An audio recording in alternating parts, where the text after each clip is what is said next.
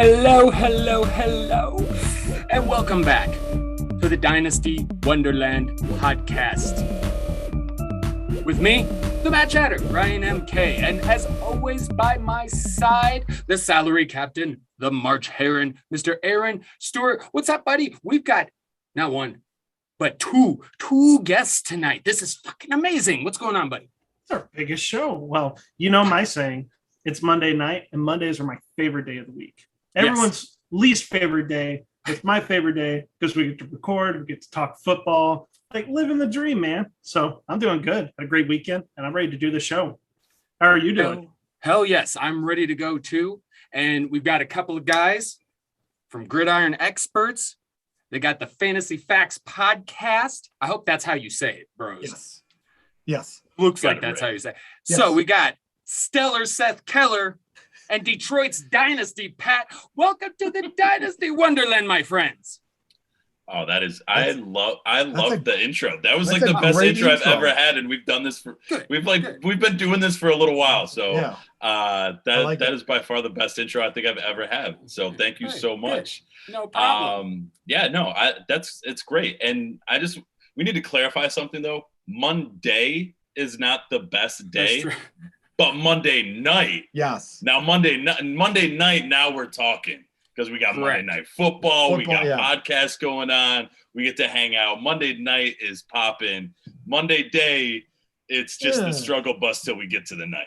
So it's a pleasure being here. Glad to be on the show, guys. Really looking forward to it. And once again, that intro's sick. Pat, you need to do better. You need to raise the bar now on our podcast. What? I need a better intro. Oh my God. I have to record some drops now that you can screw up. Yeah, exactly. Perfect. All right, good. All right. Well, we are definitely glad to have you guys. Shit, let's get right into it. We've got preseason stuff going on, injuries. I guess, we've got a game going on right now, or at least it was last I checked, and some injuries in this game. So let's go ahead and talk what's going on there. But before we do, I just got to say Marquez Callaway, because I've been loving on this dude since last year, wrote about him as an undrafted free agent, and I'm excited to see him doing well. And I knew as soon as Michael Thomas went down, Callaway's got a chance. So let's hope he makes the most of it in the regular season. But Saints got some injuries. Troutman carted off. Sounds like Travis Etienne has a foot injury. Darrell Henderson with a thumb injury. What's going on, guys? Lots of stuff going on with the injuries. And there's lots of quarterbacks with injuries. We can go into that too. So let's go ahead and start with Dynasty Pat. I'm just going in alphabetical order, basically, right. Except for I'm ignoring Aaron over That's there. fine. So yeah. That's fine. So we're the guests, Seth, and I should get to go first. Right. Exactly. Exactly. So, Pat, give me some thoughts, preseason injuries. Give it to me. Injury, nobody wants to see stars go down in the preseason, right? You don't want to see what happened to Cam Akers. You don't want to see guys come up with like soft tissue injuries. You see Dak with a shoulder. Now we got Clyde Edwards-Helaire. It was a high ankle sprain. He was fine, then he wasn't, then he was. Darrell Williams got concussed. Like, these are the things you don't want to see, especially now, because we're getting so much closer to the start of the season where you're looking at guys that, any sort of injury is a setback where they're missing valuable regular season games. So you never want to see big names go down, especially in week 2, because week 3 is where you get to see them for a better part of a game. I use that term loosely. But no, you see these injuries and you see guys going down, like Troutman gets carted off. He was a guy I think a lot of people were looking forward to seeing. He was a sleeper, if you will. He was a guy a lot of people were stashing, myself included. Yes. I want to talk for the Saints just a second, because you brought up a guy, Ryan, in Marquez Callaway, who I absolutely love. And I love seeing the Jameis Taysom Hill battle come to an end, because it should be Jameis moving forward. So I'm looking forward to seeing that offense, because I don't think the Saints are going to be very good. I think they're going to have to throw the ball a lot. So I want to see Jameis chuck that ball downfield, and I want to see Callaway come up with a lot of those. Hell A lot of those targets and a lot of those catches. Hell yes. Reference to Big Daddy. Hell yes. I it definitely is disappointing seeing all these preseason injuries, but the savvy players are able to kind of sift through some of that and see opportunities for value, right? Because, you know, if you're not able to jump in on the Marquez Callaway hype right now, maybe you're able to get a Michael Thomas so much later in the draft because he was going in the second, third rounds. Now he's falling. You might be able to snatch him up now. It looks like Troutman might be done. It's tough to hear anybody being carted off the field, but you know, that is never a good sign, right? It leads an opportunity for Joanne Johnson possibly to come in there. Hell, maybe Taysom Hill gets switched back to tight end and is now catching passes from Jameis Winston. My Taysom Hill share in Scott Fishbowl isn't completely sunk because I have Taysom Hill, the tight end, starting for me as my super flex quarterback.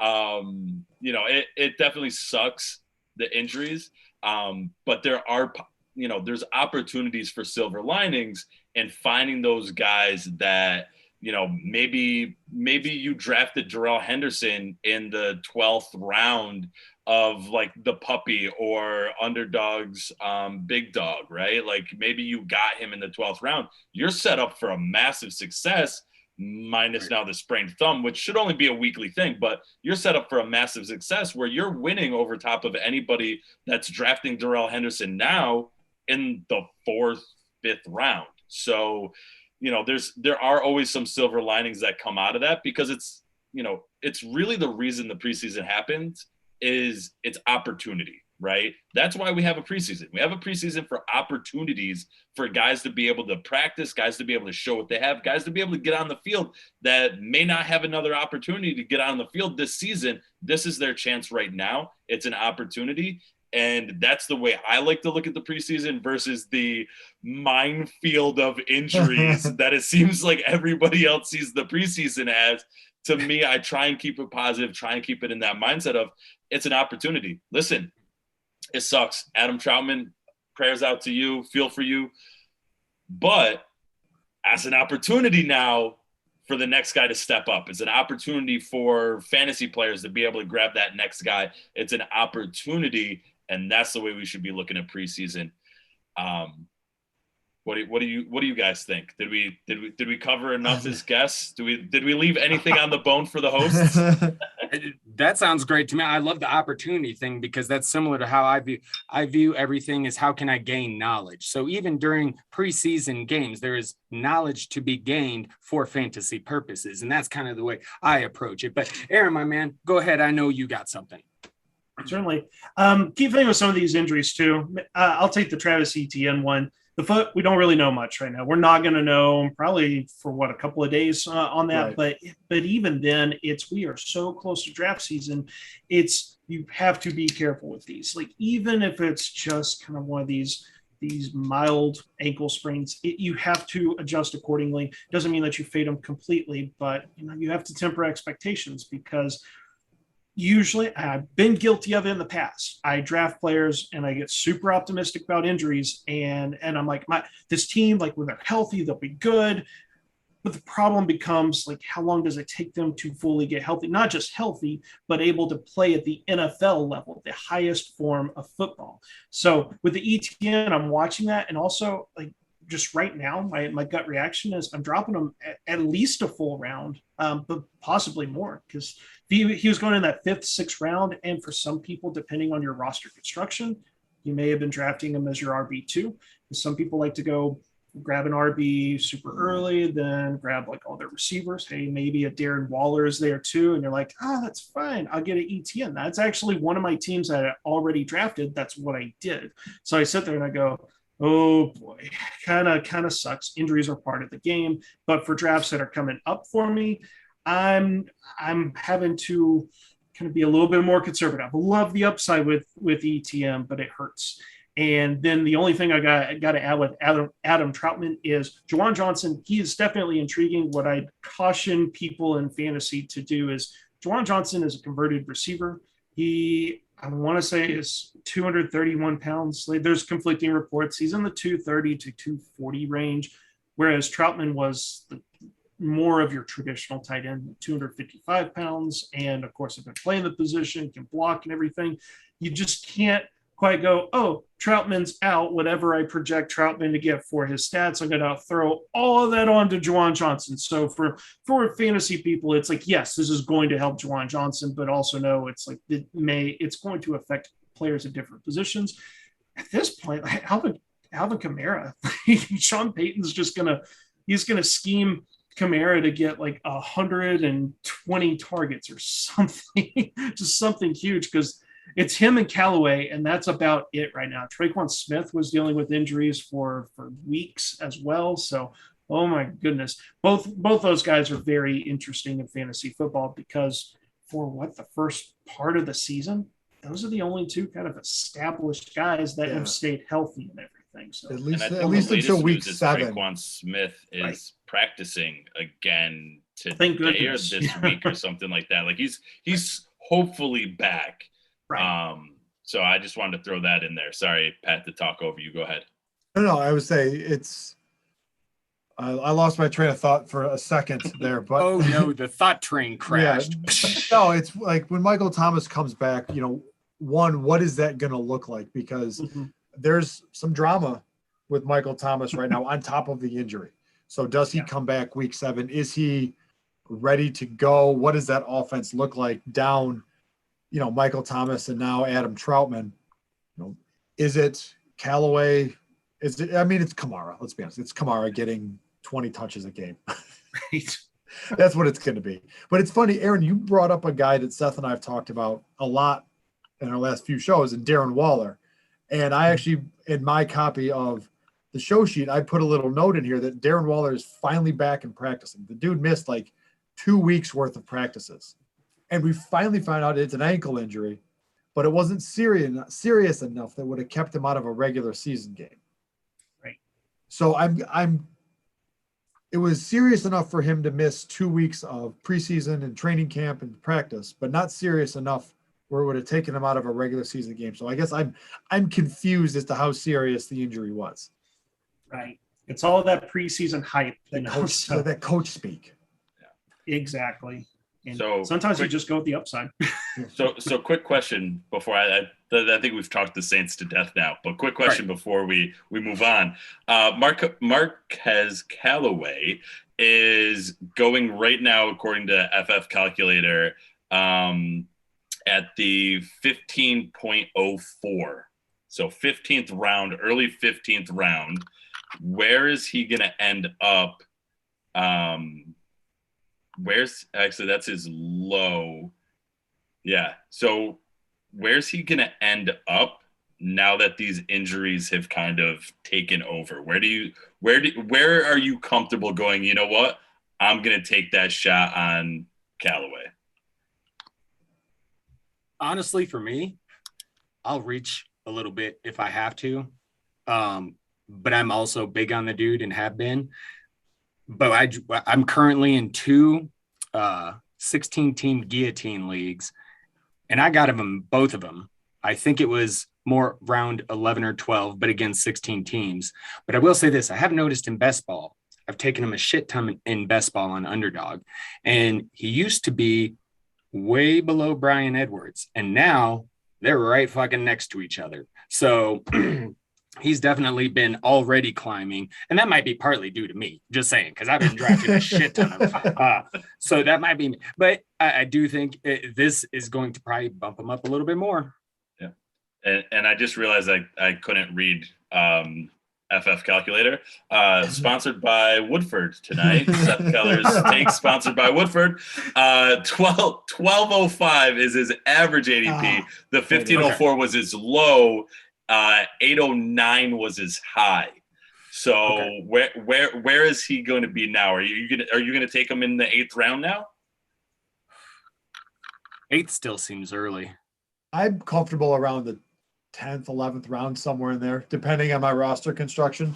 But again, I'm like you, Ryan. I've been super high on Callaway since I picked him up last year in my main Dynasty league. So I would probably reach for him, but even the 8th round is early for me, and I really like Marquez Callaway. Yeah, because I thought his ADP was about around 12, and I think I took him in the 11th. I'd have to double check, but so I'd be okay going to 10th, maybe. Then for me, it always depends.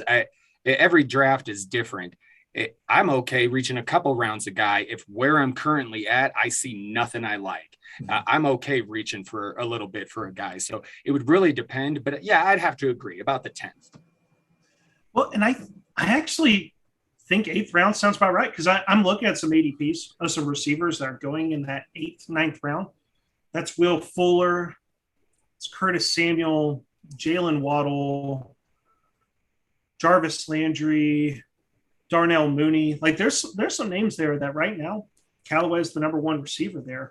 And some of those offenses there, I go, the reassuring thing is I know I don't have to go 8th round to get Callaway, because he just doesn't have the name brand that a lot of these guys have. But especially you take a Darnell Mooney, which is perfect. Like these are 2 second-year receivers.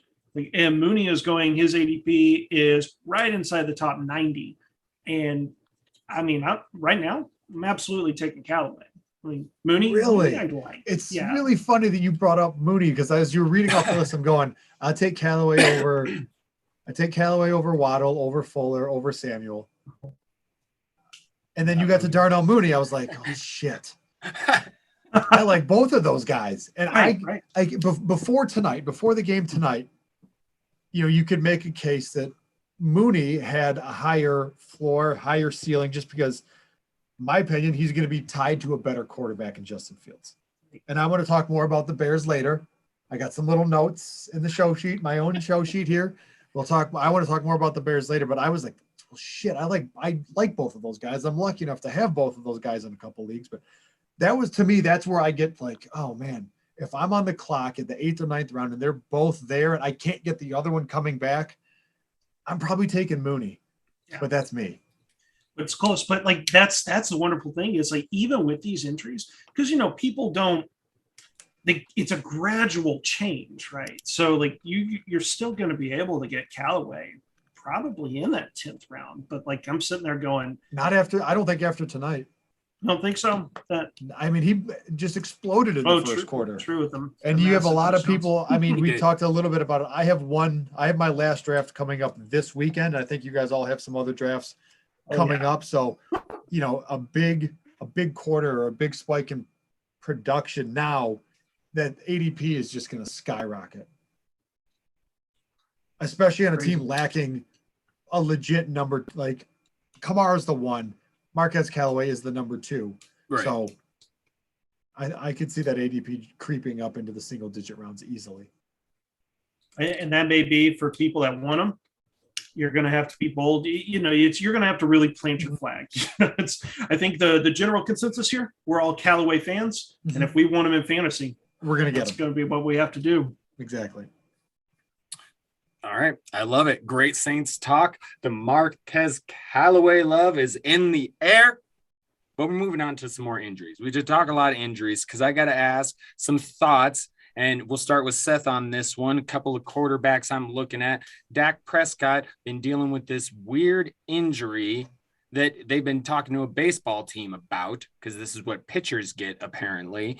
And it sounds like he's going to be ready to go, but it's something that could linger all year. Whereas Carson Wentz, somebody that people, whether you were on him or not, probably most were interested to see what he'd do with the Colts. He gets injured. They're thinking, oh, this is trouble for the Colts, but he's already out there doing some throwing and stuff, looking all right.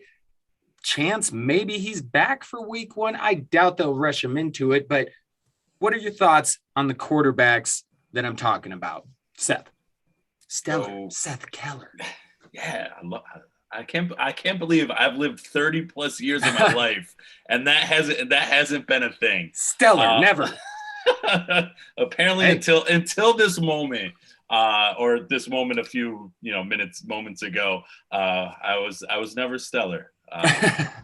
But you are tonight. Thank you, I appreciate that. So I'm gonna start with Dak first, and so you commented on the Keenan Allen jersey, but I also got my Cowboys scarf hanging over top of it.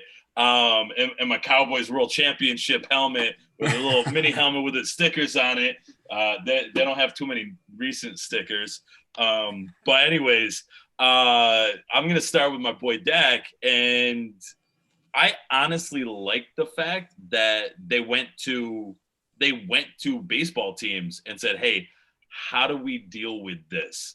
Because you're basically taking like somebody else's expertise, and now you're saying, okay, I know you're good at this. I know you deal with this. Come help me out, because this is like, we want to make sure he's right, and help us make sure he's right. So I really like the fact that they did that. Now, I'm a little bit concerned about the possibility of it lingering, but I'm positive, like I'm optimistic is the better word. I'm optimistic that Dak is showing the discipline to not like, they told me not to throw. Like we saw it on Hard Knocks last week or the week before, whatever. They told me not to throw. They told me I can't throw. Oh my God. He's taking his drops and he's like, you could tell like he wants to throw, and he's like, all right, I just gotta like toss it underneath. Right. And so to me, having him showing that discipline, him showing that, the team showing it, I think is actually it's gonna help him out throughout the season, right? Because it should prevent that lingering issue. Most of these types of injuries that are like that soft tissue type of injury, it's rest and rehab that gets it better. And the more you're able to rest it, the more you're able to rehab it before you put it in strain again is going to help it out. So I'm betting on the fact that I think they're making all the right moves in his rest and rehab. Now, every patient is different. My wife, one of my best friends, I don't have it on today. I usually wear it because it's a dry fit shirt. My buddy has a PT place out in Jersey. I have another friend that is a strength and conditioning coach with CC Sabathia. So like I have a lot of people in the sports medicine fields, right? And like, so whenever I have a question like this, I'm always like, okay, so I know you have expertise that I don't. Right. So walk me through this. Like, what can I expect? Like, what is it, right? And so the thing is, like, every patient's different. Every player is going to be different. Every way they respond to that rehab is going to be different. But from what I'm hearing from all these people around me, is that if he's doing what he's supposed to be doing, the chances of it lingering are going to be less. The chances of him being able to start week 1 and be like himself throughout the season are increased. Now, is there always a risk of re-aggravation? Yes. But again, if he's doing all the right things now, and he's had plenty of time to do the right things, he should be fine come the start of the season. And I would rather bank on the fact that he's going to be healthy than him not being healthy. Does that make sense? I hit the Dak train pretty good. I like it. Yeah. I'm hoping that's right. Yeah. I mean, me too. As for Wentz, I mean, again, by all accounts, it seems like they did the right things. It seems like both him and Quentin Nelson, who kind of miraculously seems like got the same exact injury. It seems like both of them will be back ready for week 1, and that seems around that right time frame. And another thing, just one more thing to throw out there. When you Google time frame for like how long does it take for like this to get healed, that's for the average fat slob like myself to heal, not for a primo athlete like we're talking about. Receiving even offensive like linemen the best care and coverage day in and day out. Yeah, not only the best care, but also are in prime physical specimen shape. even like the offensive lineman who you're like, look at the little pudgy belly he has, is still like running a 4.6, 4.7 40 and benching like 225 30 times. The average schmuck is not doing that, right? And the same thing in terms of recovery.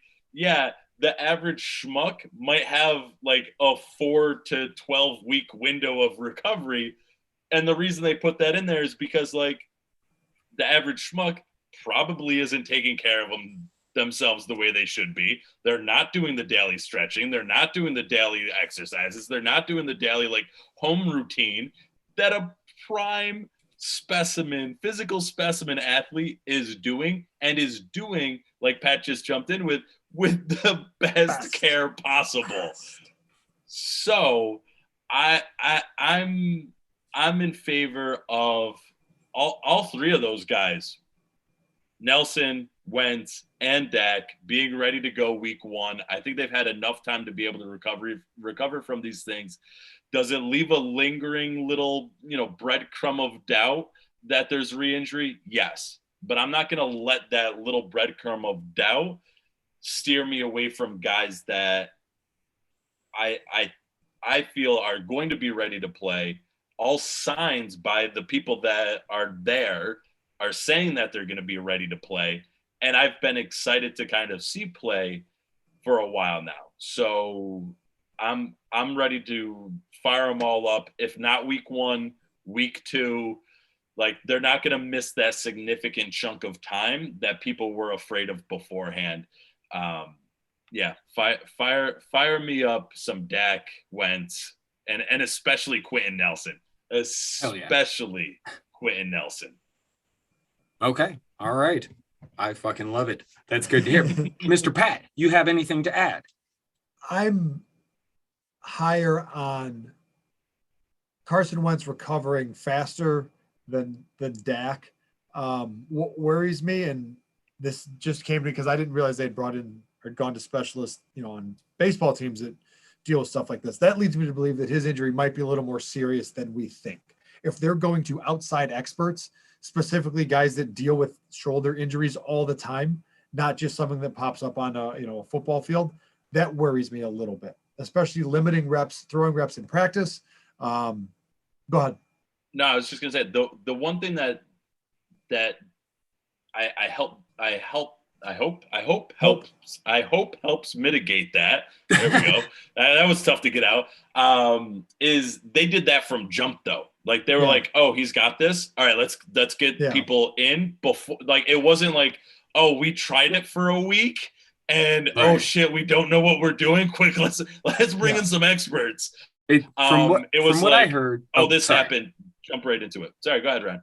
No, I was just gonna say, from what I heard, it was something about like that. It's a pretty rare football injury. Like it's something much more common in baseball. So it's not actually something you normally see in a quarterback, which is why they went to the specialist. I just thought I'd throw that out there.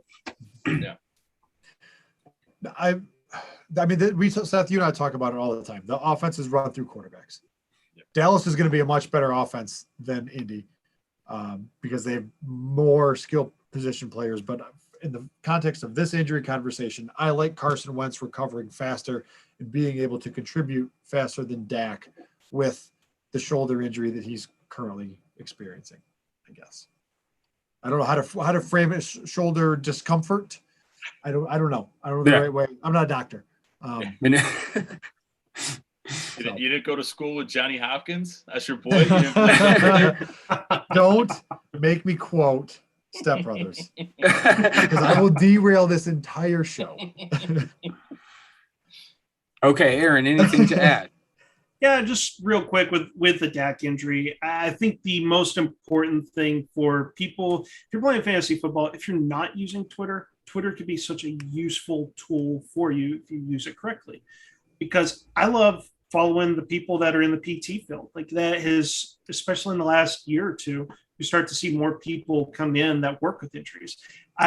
Similar to Seth, like I have buddies that work in the PT field and it's been great. Like this entire time, one one of my best friends, Dustin, like I'll ask him, be like, hey, like what are we looking at here? Like, what do you think? Like we'll watch an injury. I'll be like, what would you say, kind of put him on the spot, diagnose like what happened here, what are we looking at? And the dude's bright. And on Twitter, one guy in particular I love following is Adam Hutchinson. We find him at the real Adam _H.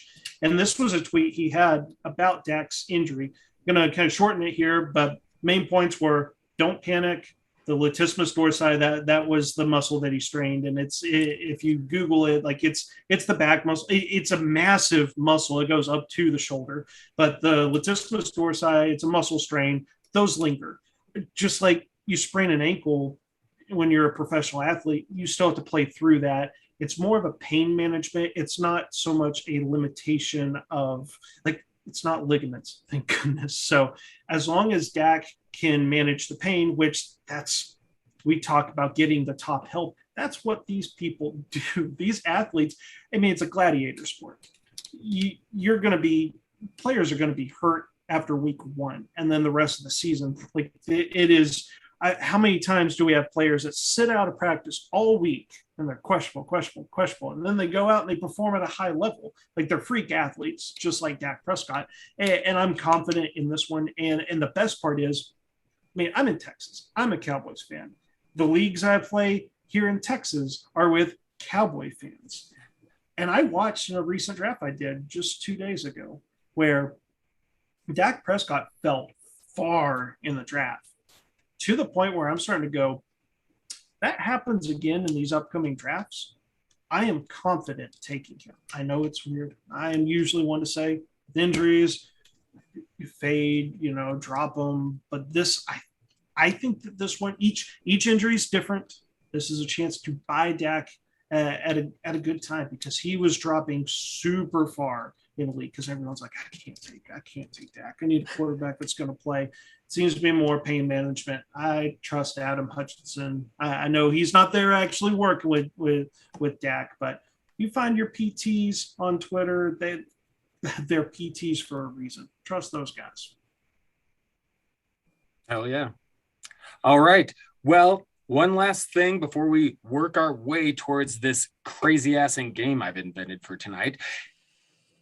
Preseason going on. We talked a little bit about, mostly about the Saints earlier, but if any of you fellas got anything that's, up to this point from the preseason that's really popped out to you, throw it at me. All right. It started as a joke, but then it became so real. One, I've been excited for Jarrett Patterson because he came from University of Buffalo. And so I've always been like, yes, like, come on. Like I want that man to succeed. Right. Even though it's like, I want to win the lotto. I know the odds of success suck, but I want to win. So like I've always tempered my expectations, but the preseason has been like one of those things where it literally week 1, it was a joke where I sent out a tweet that was like, Jarrett Patterson had more or better rushing attempts, yards per rush, receptions, yards per reception, like everything more than Antonio Gibson, Najee Harris, and then I ended it with the quote that I was really trying to make fun of was adjust your ranks accordingly. Because one, I just hate when that's like the thing that just ends every Twitter thing. Like, I really like Najee Harris. Adjust your ranks accordingly. No, that's not a reason. That's not a reason for me to adjust my ranks. Like there's nothing backing that up. What do you mean adjust them accordingly? Don't adjust them is what you're trying to say. And that's what I was trying to say with that tweet was like, listen, don't adjust your ranks. Like wherever you had Antonio Gibson is where you should still have Antonio Gibson because it's week 1 of the preseason. It's now been 2 weeks, and it's like, man, I am so effing excited about Jarrett Patterson. But then it's also like, but it's like he would need some kind of significant either injury or regression to Antonio Gibson to be able to see significant playing time. Now he should make the 53-man roster. By all accounts, it looks like he should be the number 3 running back behind Antonio Gibson, JD McKissick, and it should be him. And he should bump Peyton Barber either to the curb or whatever. But I'm using this as a case study of, don't go crazy with what happens in preseason, right?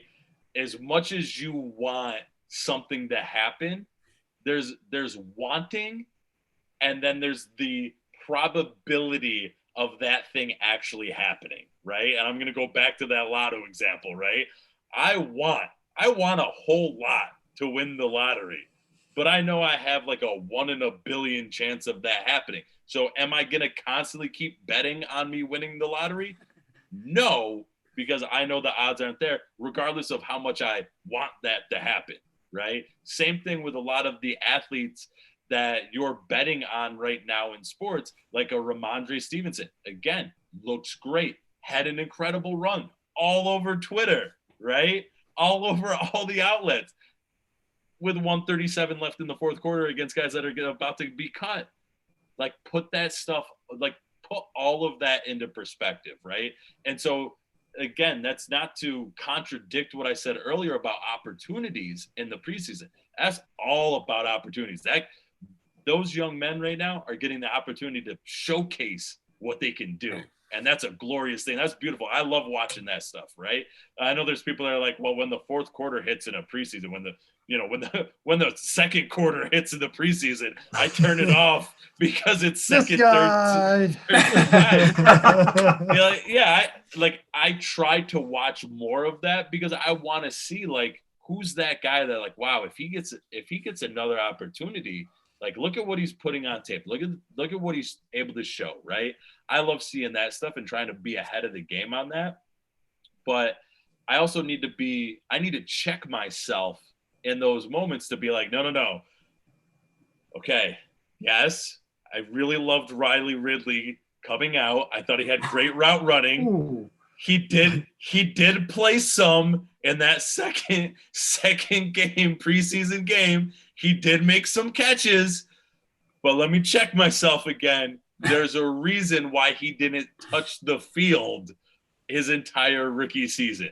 So let's put that all back into context, right? Let's try and figure out what we're actually getting out of these preseason games. And a lot of times it's just a great opportunity for somebody to put something on tape that maybe their only opportunity to put something on tape. And so, let's continue to view it through that lens and not go overboard in what we're seeing in the preseason, but use it as an opportunity to just kind of like, where are they at? What are they doing?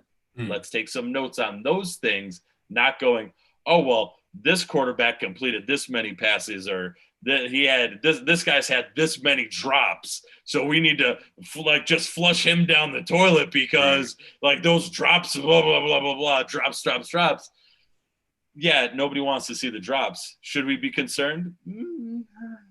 Maybe. Like, I think a little bit. Like as a ex receiver, like, that shit irks me. Shit, body catches irk me. But like, yeah, like, should we be concerned? Yeah, probably a little bit. Should we drop like a Jamar Chase? Should we drop Jamar Chase completely out of the rankings? No, there's a reason he's there in the rankings. The drops give you concern. Good. Hopefully it checks where you put Chase. Maybe you start to realize like, hey, maybe a rookie wide receiver shouldn't be my number 1 draft pick in a redraft. That sounds deeply personal, Seth. There's some pain behind those eyes and in that statement. I did not take Chase. I don't think I have any Chase actually. Wow, maybe that's the personal pieces. I just don't have any Chase. Just don't have any. See, when I made that joke in our Twitter thread about like Seth and I like to talk, this is what happens on our show. We just go down these rabbit holes, and next thing we know, we're an hour and 40 minutes into the show going, oh shit, have a lot more to cover.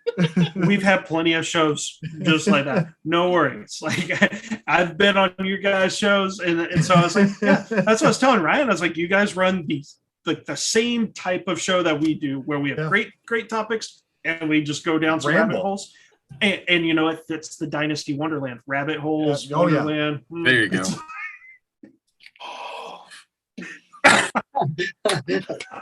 Perfect. all the pieces just came together. Seth was today years old when he put that together. Oh shit. Wait till you see the game. Okay, so Pat. Yes. It sounds like you don't care much for preseason, but do you have anything to add? Just how bad a lot of the teams we thought were going to be bad look, right? No, Jacksonville looked really bad tonight. Yeah. Even before losing ETN and Marvin Jones got dinged up with a shoulder injury. So even DJ Chark was out he had surgery on his finger. Like, okay, all that aside, Jacksonville looked bad. You watched my Lions play a game yet? Because I haven't. No, they're bad, right? Houston is going to be bad. The teams that are bad look really bad. So it goes back to what Seth said about trying to find that opportunity. So you're watching these teams to find a little nugget here or there of a guy that you like. You might want to put on a watch list or a taxi squad or a deep stash, a guy that you're not going to tell anybody else about. And I'm going to plug our show for a second because Seth and I went through all 32 teams. We talked about our offensive ranks. We started at the bottom of the barrel and worked way up to the top. Go back, take a listen to some of those shows because we cover every team and damn near every offensive player on every team. So I take no joy in watching these teams be bad, but the teams that have been bad have been really fucking bad. They really have. So if you're watching bad preseason football, try to find, like Seth said, try to find that little nugget of information. The guy that's playing and I watch second halves of preseason games. Not many, but try to find that guy that stands out. Maybe he's an injury away. Maybe maybe this isn't his team. Maybe he stands out and the team signs him off for practice squad, which means you're guaranteed to be on the active roster for 3 weeks. Mm-hmm. So maybe that's his chance. I mean, hell, God, it was my Lions that did it too. The Lions cut, it was Travis Fulgham when he went to the Eagles. He was balled out.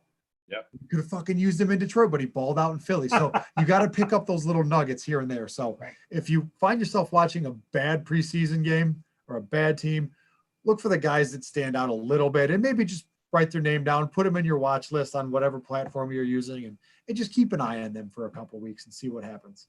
Mm-hmm. And definitely have a beer while you're watching those games. At least at least have beers while watching some of those games. It helps with some of that emotional struggle that you'll have while you're watching your team be this guy shitty offense. I know. I'm talking to everybody, but I'm looking directly at you, Pat. I see you. You son of a bitch. Aaron. And to kind of piggyback off what Pat's talking about, it's so easy to look at the scoreboard, and Seth mentioned like Ramondre Stevenson, like massive game, goes 91-yard touchdown run, but it's the box score will always lie to you. There is no context whatsoever. So the things I always try to do, and it can be difficult to get this information, but you want to look at specific information. My best example is the New York Jets. So anytime Zach Wilson's been out there, and he's clearly the starting quarterback for the Jets, the one guy he's targeting the entire time, Corey Davis. Corey Davis has this ridiculous target share with Zach Wilson. And I don't like Corey Davis. The very first article I ever wrote was a John U. Smith article. I dubbed Corey Davis Corpse Davis. And since then, it's just I've had a personal vendetta against Corey Davis. But I'm not dumb at this. I want to win. I just drafted Corey Davis in a slow draft. And, right now, like the ADP on Sleeper is like 132. And I'm playing with some smart people. I was like, okay, where are we at? Okay, we're right inside the top 100. And I'm like, looking at the players there, Corey Davis is probably the wide receiver one on the team. I love Elijah Moore. He's a rookie. and he's hurt, and he's missing valuable reps. Whereas Corey Davis is there in the game, and Zach Wilson's clearly comfortable with them. And then another Jet player is Ty Johnson. Like, I know everyone loves Michael Carter. Michael Carter's ADP, quite frankly, I think is just outrageous. It's in the top 100. And I get the upside with Carter. But my goodness, if you're drafting a guy in the top 100, you're expecting to start him in week 1, week 2, week 3. And quite frankly, the numbers don't lie. Michael Carter got 0 snaps with Zach Wilson in this last game. It was Ty Johnson and Tevin Coleman that basically split the workload there. And Ty Johnson is interesting. We know it's that 49ers offense that's coming in that can make Raheem Mostert look so good. And I think it was Evan Silva. Yeah, Evan Silva. I'm looking at the tweet here. Even like made a comparison. He was like, look, Ty Johnson's a great late round fantasy football sleeper because he's just like Raheem Mostert. And he has this ridiculous yards per carry. It's not pretty when you watch Ty Johnson, but the results are there. A player profiler has like a true yards per carry, which kind of takes out some of the massive runs that like the Miles Sanders type runs that balloon that yards per carry to ridiculous heights. And Ty Johnson's in the top 20, and it's more of a kind of a consistency thing. And he's not elusive. He doesn't have a lot of big plays, but my goodness, he was solid on the ground and can catch some passes. So that was something that just stood out to me is Michael Carter's getting all the hype because he's rookie, he's the new shiny toy, but those ambiguous backfields, all the smart guys in this field, they talk about it like that's where you find value, and Ty Johnson's a perfect value, and all the signs are there. He's actually playing with the first team. So those are the things I look for. I don't care so much about the box score stats. I care about the snaps because that's what the coaches are telling us or telling everyone. This is how they value. Like, I don't care if they don't target him or give him carry. If he's out there playing, he's clearly one of the top running backs there. It's clearly like 1A, 1B, something with Tevin Coleman. So I just need to say, Aaron, you are now in 4th place in my favorite people on this podcast because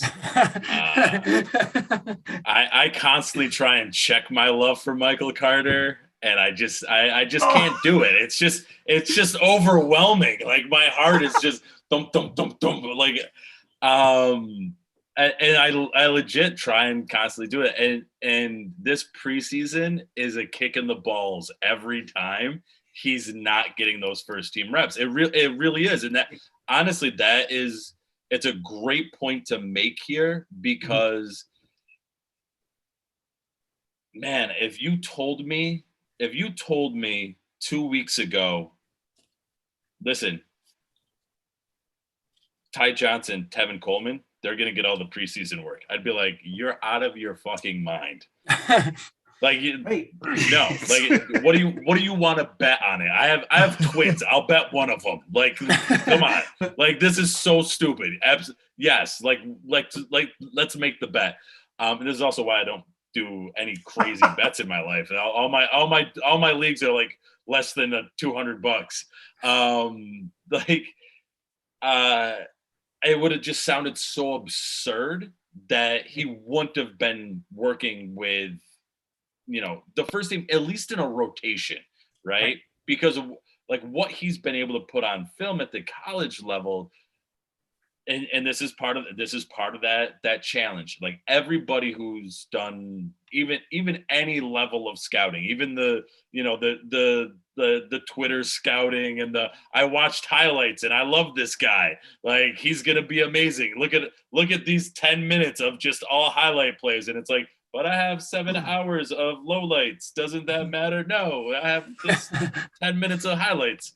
Like all of that doesn't always translate, right? And everybody has to be ready to accept that. Like there's certain players that like I'm not even gonna say we, because I'm not gonna put myself in like the NFL echelon of scouts because of my Twitter scouting. But like there's players that everybody misses on. Right. NFL misses on. your average dude at the bar drinking a beer, watching the college game, going, watch this guy play on Sundays. He's going to be great. Like, there's people that we just miss on. There's guys that are just misses. All the signs look like they're there and we miss, right? And like I'm still not going to say it yet, but it looks like Michael Carter is slowly getting some of those signs pulled away from him. And like I said, I'm not going to say it yet, but he could end up being one of those guys that lets people down because like the expectations for him are too high. Right. And I think that's going to be the bigger issue. And I've slowly been getting to the point of saying, like, listen, don't expect much out of Michael Carter in September. Like, don't expect much out of him in September. They're gonna work in Coleman. They're gonna work in people that have been in the offense. That's what it's gonna be. Like, don't expect much in September. Also, rookie running backs. Everyone says, "Oh, it's the easiest to translate to running back. Just give them the ball and run forward." You have no clue of the game, but that's all right. We won't be taking a turn down negative town. But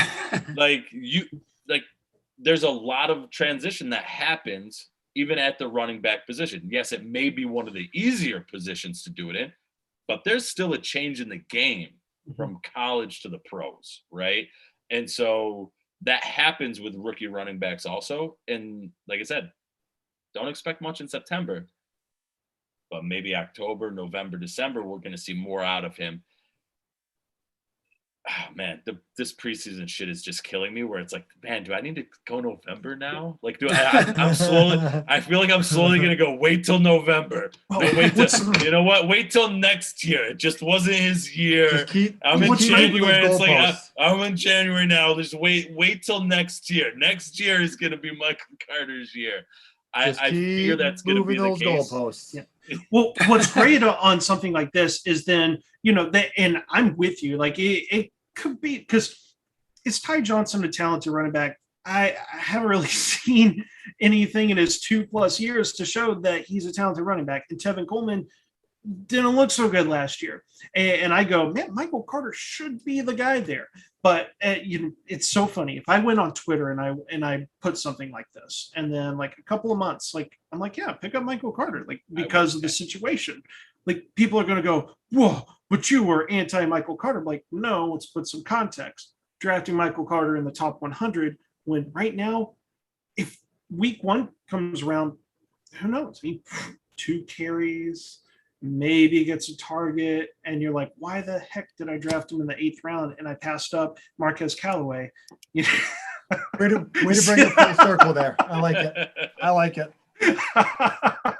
So with those kind of fringy players, like, put them on the watch list. Let someone else take them in the 8th round, and then that person's going to be the same one that gets super impatient, drops them 2 or 3 weeks into the season because the guy's not doing anything, and then boom, you get to pick up Michael Carter, the guy that you still loved, in the 8th round, and you didn't have to draft him in the 8th round. That's how you win your redraft leagues. I'm going to write that one down. My redraft league draft is this weekend. I'm going to go ahead and just write that one down. There we go. And when Pat wins, he's going to shout out the Dynasty Wonderland podcast. That's right. I will. All right, fellas. We're going to take a quick break. We're going to come back and get into this game. Just a quick sneak peek. That's all you get to see. I'll explain it when we get back. Perfect time. All right. My drink's ready to be refilled. Yeah. There you go. Perfect timing. All right. So break time. We'll be right back.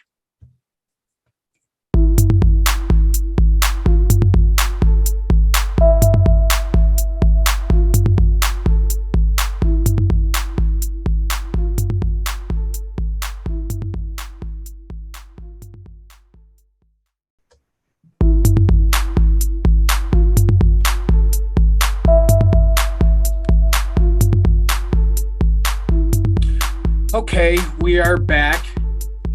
That drink is refilled. That's good to know. My bladder is emptied, but I do have also another. Good to know. Yes, very good to know. And sometimes a TMI. I'm sorry. And I'm also refilled on what I'm partaking in, so we are good to go for what I like to call the caucus race game, because you see, I create a lot of crazy ass games. I went so far as to buy a prize wheel. We use that thing a lot around here. It's a dry erase prize wheel. It's actually pretty fucking cool. Yeah, I really love the thing. But so I realized I never really have done a kind of Alice in Wonderland, where the Dynasty one, Alice in Wonderland themed topic kind of thing. You'll understand in a second. So I decided that's what we're going to do. It's the first time we've actually had another duo on. So this is what we're going to do. I have a board, 4 topics. We're going to start Dynasty Pat, because again, alphabetical order, except for minus Aaron, ignore that part. So we'll go, Yes, go Pat, first. Seth, Aaron. You guys will each pick one. If we have time, we'll take out the 4th category or topic, and I'll just be assigning random points throughout, just for no real reason. They don't mean anything, like whose line is it anyway. It's just more just to pick on Aaron a little bit, to be honest. And so as long as I have the most points at the end, that's all that matters. Well, about the random points that don't matter, as long as I have the most. I mean, we'll have to see. But Seth, don't you still have to mail me the score sheet from our little game from a couple weeks ago? Like no, 8 weeks ago? No, it's in the mail. Okay. All right, good. Whew. Just making sure. Okay, so this is what I got for you, fellas. Your 4 topics are, baby bam, off with their heads, who are you, Twiddledee or Twiddledum, and a mad tea party. Now, Dynasty Pat. This will all translate into fantasy. You'll see. Dynasty Pat, you first, my man. What are we going with? Who are you? All right. Give me a couple of sleepers and or taxi squad stashes. Some guys that maybe not everybody's as familiar with. Who are they? Give it to me, Pat. Come on. I'm going to keep it local. And it's not a guy that is a sleeper. It's not a guy that, everyone's heard of this guy, right? And I want to kind of tie in some conversations that we've had throughout the beginning parts of the show, where Seth talked about guys looking to make the most of their opportunity. Aaron, this may have been off air, but we talked a bit about guys, looking at teams where, contracts are expiring, or, guys are coming off the books, they're getting cut. I want to talk about my Detroit Lions, and I want to talk about Amon-Ra St. Brown. Everybody knows Amon-Ra St. Brown. Right. I don't think many people knew the Lions wide receiver situation at the end of last year. We're coming into this season, they had 1 wide receiver still under contract, and that was Quintez Cephas. And Cephas was a guy that people liked, but they brought in Ty Williams. They brought in Rashad Perriman. They drafted Amon-Ra St. Brown. And now there's some inklings and some rumors that Rashad Perriman, he's been hurt, hasn't performed well. He's looking at a potential cut candidate. St. Brown's been running with the ones. I live just south of Detroit, so I just hook the Lions content to my veins, right? I'm a diehard Lions fan, and I can't hear enough good things about Amon-Ra St. Brown. By now, he shouldn't be a sleeper, but he's a guy that you're going to want on your roster. He's a guy that if you look at Jared Goff and what he did with Cooper Kupp, I'm not saying St. Brown is Cooper Kupp, but you look at what Goff did in Cooper Kupp, targeting that slot receiver, that safety blanket. Amon-Ra checks all those boxes for me. So he's a guy that I want on as many rosters as I can possibly get. I'm loving him in PPR formats, half point bonuses for first downs. I think he's a guy that Goff is going to lean on heavily, right up there with TJ Hawkinson. And it's a lot of praise and it's a lot of expectations to put on a rookie in a town where we've been objectively bad at football. We have a new court. We knew everything, but he's a guy that I'm willing to go to bat for, plant my flag, give me all the Amon-Ra St. Brown shares. I love it. I scooped him up in one of my Guillotine League drafts, so I'm happy to hear this. All right, let's go on to Seth. So quick bonus, Jared Goff is a sleeper because he's one of the few quarterbacks, especially in like a super flex league. He's one of the few quarterbacks that there's no competition for the job. Like, he's gonna be it. He's gonna be the guy. Are you gonna get shit weeks? Yeah, probably. But could he impress? Maybe. He's been a top 20 wide receiver, top 20 quarterback. I was gonna say wide receiver. Jesus, he's been a top 20 quarterback. Right? Yes, by about 10 fingers of Woodford Reserve. Sounds slightly sexual. All right. My actual sleeper though is a guy that he's a name that people know, but he's also a guy that is going way too late, I feel like, in drafts. And we talked a little bit about this team earlier. It's a wide receiver that stands to be the number one wide receiver on his team and is going in, according to FF Calculator, 11.11. Like, you could take him in the 11th, maybe 12th round. And it's Marvin Jones. Love it. He could be the number one wide receiver on this team. And that's not to knock Shenault, because I feel like Shenault is still going to do stuff on this team. He's going to have to. But everything about this Jacksonville team is bad. Like, if you listen to the first half of the episode, you've heard bad teams look bad right now in the preseason. And really Jacksonville, they look bad. Like dumpster on fire floating down a flooded street bad. That's Jacksonville. And Marvin Jones, to me, is a guy that he could be a sleeper because no one oh my God, what is he? He must be 80. Does he have the Duck Dynasty? I'm in my prime. I am hitting so many GIF references right now. This is so good. Like, I'm in my prime. He's tied for the second most catches in the preseason for Jacksonville and has the most yards in the preseason for Jacksonville. As a guy coming off the field with the first teamers. So this is one of those situations where it's like, yes, it's preseason. Do we care about how many yards they have in preseason? No, we don't. But there's he's leading all receivers in yardage on limited snaps, on limited starter snaps, and he's still leading all receivers in yardage and second in receptions behind Tavon Austin. Like,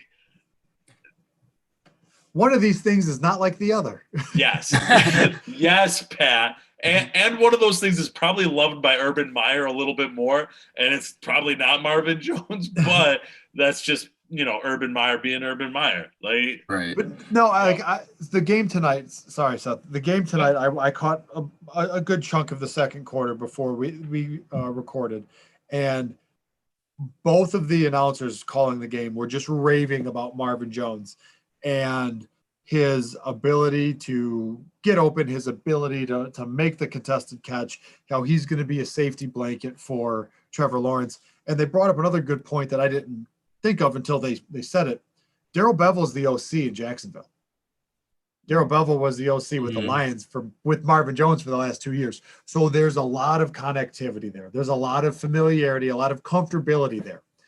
I love Marvin Jones. I love this. I really love this as a sleeper here, or as a guy that you're going to want on your roster. I think I have him in quite a few of my underdog best ball leagues as well, and best ball drafts. Oh, yeah. He's just going so cheap. That's the thing.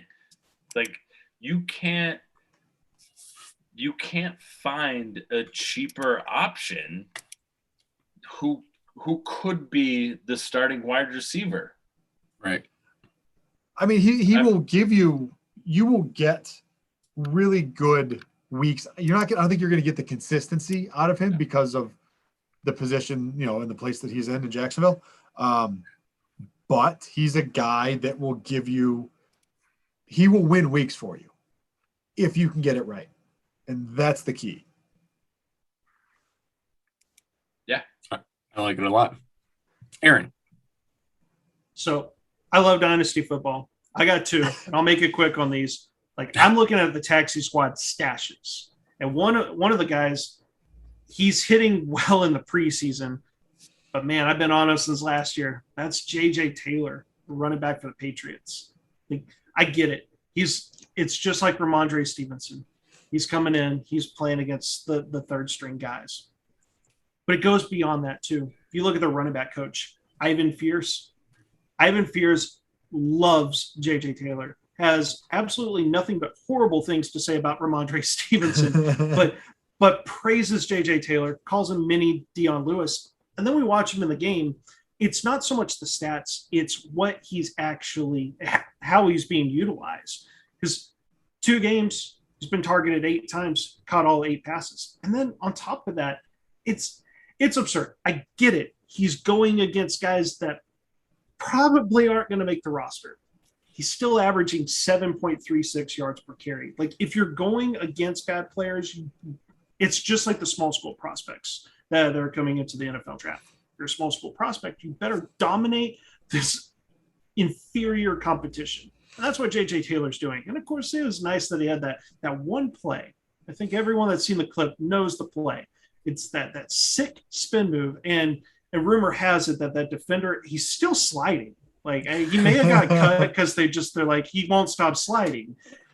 His ankles are just broken there. But with J.J. Taylor, it started really in the offseason. Like, they really wanted him to take over for James White. And then James White just didn't have anyone that was interested in signing him. And so the Patriots got him back on a pretty cheap 1-year deal. And it's a 1-year contract. Like, honestly, at the Patriots, they have this transition period where it goes from Cam Newton to Mac Jones, and they're clearly not competing. James White's one of those guys that helps playoff teams. Like, you could easily see him ending up in Tampa Bay at some point this season.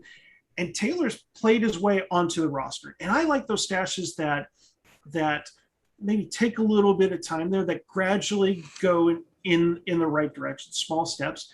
And honestly, that rookie season with Taylor, he got on the field. He had 23 carries, 110 yards, small sample size, but 4.8 yards per carry in the regular season, like going against actual NFL players, not fringy guys. And he had an 85th percentile college target share, and now we're starting to see that in the preseason. I'm like, oh boy, he was always a developmental guy, and his position coach loves him. His position coach was the guy that coached Dion Lewis. So when he says this is mini Dion Lewis, I'm like, okay, I take note of that. The other guy, he got hurt, which is perfect because the hype was starting to get to him, and you weren't able to get this guy anymore. But it's converted tight end Tyree Jackson of the Philadelphia Eagles. Oh my gosh, 6'7", 250 pounds.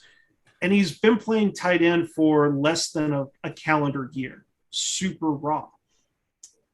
You can't teach height, can't teach speed. When you pull him up on Player Profiler, he has a fitting comp of Logan Thomas, another former really tall, really big quarterback that couldn't make it as a quarterback, certainly has the traits to make for a very interesting tight end. And it's a similar story to Darren Waller as well. I know putting Tyree Jackson in the same sentence as Darren Waller and Logan Thomas is bold, but like, everyone's like, how are we going to find the next Logan Thomas, the next Darren Waller, the next player that transitions to the tight end position? Okay, Tim Tebow could have been it. But Tyree Jackson has the traits that you're looking for, like super athletic. Tight end's the position you can get away with athleticism, pure athleticism. That's what Darren Waller was. That's what Logan Thomas was. And Tyree Jackson, we only got to see him in that one preseason game. But man, he looked good. He's just obviously being 6'7" and 250 pounds, like that certainly helped. But all of the stuff, like just the training camp and everything, they're like, this guy, Hakeem Butler converted from receiver to tight end. and then had to convert back to receiver because Tyree Jackson was kicking his ass in training camp, and now Hakeem Butler's without a job. Like they wanted Butler to be this converted tight end, and then they're like, oh no, this other guy is actually doing a much better job at it. To my league mates in the main Dynasty league, because Tyree Jackson's currently a free agent, but when waivers process tomorrow, he's going to be on my roster. And so when the show drops, they're going to be rushing to get him. You're too late, suckers. I've been keeping my eye on him. I've been waiting for the right time, the right injury to happen. So, oh no, I put a guy on IR and I got an open roster spot. I know I just put Darren Waller's name, as I mentioned, with Tyree Jackson, but Waller, what, two years ago? He wasn't anything. I remember picking up Darren Waller for free in Dynasty because it's like, hey, really big, athletic tight end. Well, he broke out on Hard Knocks. Right. The year Gruden hyped him up, and Waller lived up to the hype. Exactly. And this injury, I know, like, on the surface, it's broken back. But what I see more in that is it is a broken bone in his back, but it's non-surgical. Like, that's important. They don't have to do surgery on it. The bone will heal.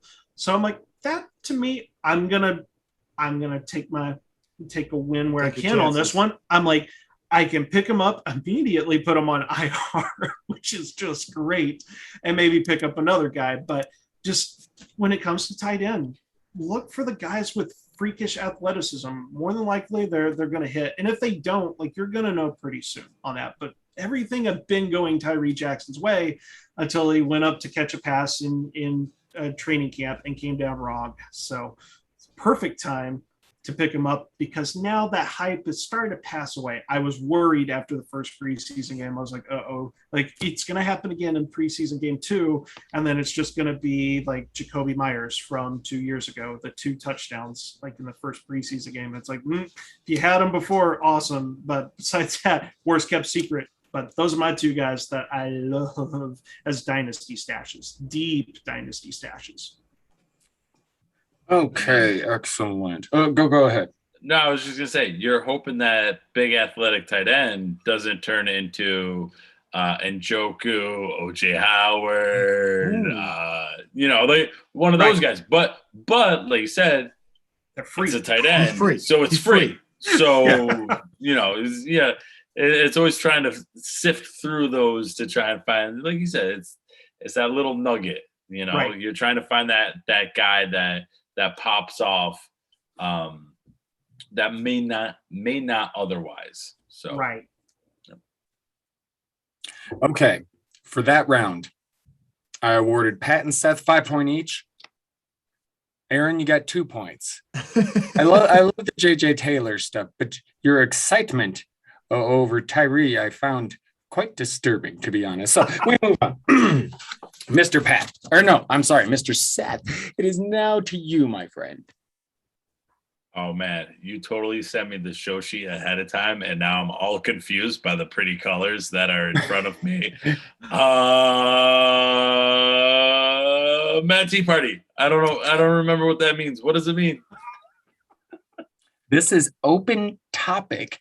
Talk whatever fantasy shit you want. If you want to talk some strategy, narratives, talk about some other kinds of format, best ball, whatever you want to talk about, man. We'll just go around the table. Just throw it out there. Oh, wow. Okay. Okay. I've been working on this idea of conflicting narratives, and I feel like I can come up with like a much better, catchier name of it. But these are the narratives that don't make sense when you put them together. So like every player has a narrative along with them, right, but some narratives can't be true in tandem. So you need to decide as a fantasy player, like, do I believe this narrative, which must then negate this other narrative in order for it to be true? And so like one of them that I've talked about a little bit is the Eagles, right? Last year, the Eagles offensive line, thumbs up, thumbs down. What are they? How are they? Guys, everybody, thumbs up, they were good. Thumbs down, they were bad. Eagles offensive line, yeah, everybody, keep your hands on the wheel. Yes, they were all thumbs down, right? like to pick your thumb up off the floor. We get it. Yes, they were terrible. They were awful. Okay, so why are we creating a narrative for Carson Wentz to be, you know what? All he needs is an offensive line. All he needs is an offensive line. But Miles Sanders, no, fuck that guy.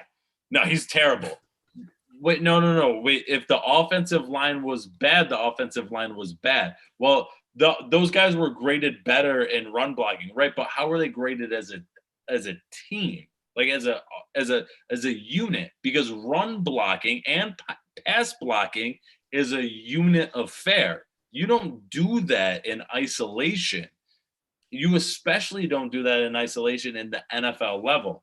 And I think that's another, like, I don't want to be like insulting, but I think that's a misconception that a lot of people have is like, oh, run blocking means you just put one big fat guy on the line versus one big fat guy on the other line, and you just run straight forward and block them as far as you can. No, there's an art and a science to that shit. Like the way you develop a running play, the way you develop a lane is a science. There's an art. Like it's one and the same. So if you constantly have bad offensive line play that you're going to excuse Carson Wentz for, and you're going to say, well, Carson Wentz now has a great offensive line on the Eagles. He's going to be amazing. Carson Wentz is going to be my sleeper quarterback pick. Why are you fading Miles Sanders when their offensive line is supposedly healthy, supposedly back together, supposedly better? Conflicting narratives, right? And so that's like one of my pet peeves in the fantasy industry is, we'll hype up look at this guy who benefited from all these targets. Oh, well, that team doesn't do that. That team's not a historical type of team that does those things. Okay, so Stefan Diggs is your third overall wide receiver, but historically, the Bills have been one of the most run-happy teams ever. So you're telling me they're going to go from the most run-happy team to not even the most pass-happy team, but a very pass-happy team. And I looked it up before. I was literally looking up because I thought I was going to use this for a different question in the show. But like the difference in rushing attempts and passing attempts is almost 5 per game. That's a massive swing when you think about it over the course of a season. Like Stefan Diggs, I'm not saying like he's going to be bad, but you want him as the wide receiver 3 in an offense that you're now going like, listen, they're just fucking abandoning the run. And I get it. Everyone hates Singletary. Everyone hates Zach Moss. But that coaching staff is still the same coaching staff that has been top 10 over multiple years in rushing attempts with guess who at quarterback? Josh Allen. Guess who at running back? Devin Singletary. They're a team that shifted for a year. Now, I am not saying I want the Bills to go all the way back. I went to school in Buffalo. I love the Bills. They're a better team when they're balanced. They should be balanced. They weren't balanced last year. They weren't balanced for the multiple years previous where they were the most run-heavy team. Will they find a common ground? I think they will. I honestly, I think they will. I think they'll find a common ground. I don't think they're going to expect Josh Allen to pass as much as he did in last season, especially because that's so far outside of that normal range for them. And what you see in any type of data, any type of data analysis is you get what's a normal range. And when a point gets outside of that normal range, it usually finds its way back in there over time. Like it pops out way outside of that normal range, and then it slowly drops back into it. And it may pop out again. It may pop out the other side. It may come back. But it usually doesn't stay outside. And who knows?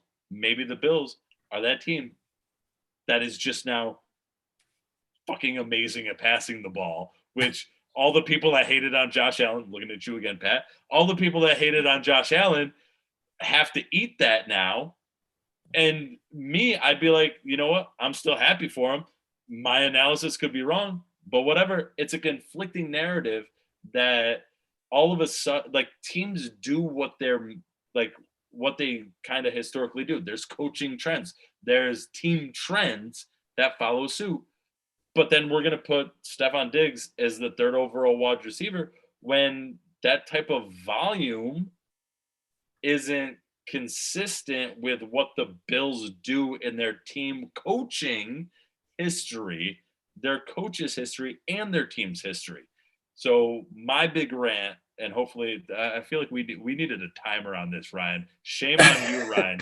You should have put a timer on this shit. I do have one. Because I went way over the time. Wrap it up. Wrap it up, B. Thank you. Wrap that gavel up, B. So yeah, that's my rant, my open topic. Conflicting narratives. Don't let that be the downfall of you. Find out what your narrative is. Find out where it conflicts with other narratives, and then decide like one of those narratives probably are true, because there's truth in narrative. The narrative doesn't just pop out of nowhere. Like, it comes from somewhere. So there are truths in narratives, but you have to figure out where that truth is and then adjust yourself accordingly and say, I believe this truth, and therefore that means I'm fading this guy but rising this guy, or rising this guy, fading this guy, because both of these narratives can't be true together. Conflicting narratives. Boom. I dig it. That's like Mr. Pat. It's a 20-point answer. All right. Let's talk -5 for the length. Wait, was that plus or minus? Because Yeah, that's a what she said joke. Just ran all over it, but I don't want to insult myself. So let's talk Chicago Bears and Andy Dalton and Justin Fields. Because I am a huge Justin Fields fan. I got to see him, at Ohio State, beat up on my Wolverines. Now I get to see him play my Lions twice a year. I'm not looking forward to that. And the Bears have done this massive disservice by basically Matt Nagy basically come out and saying, no, Andy Dalton's QB1. So why spend the 11th overall pick, I believe, on a really fucking good quarterback coming out of Ohio State, and just pigeonhole him behind a guy who no one in Chicago wants? I mean, the dude got fucking booed in a preseason. I saw that.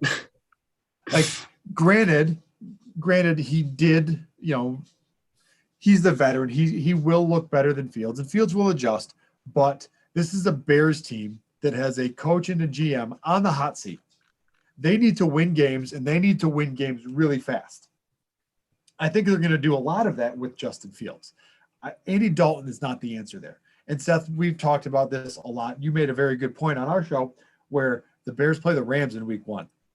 You don't want the young kid getting killed by Aaron Donald in week 1.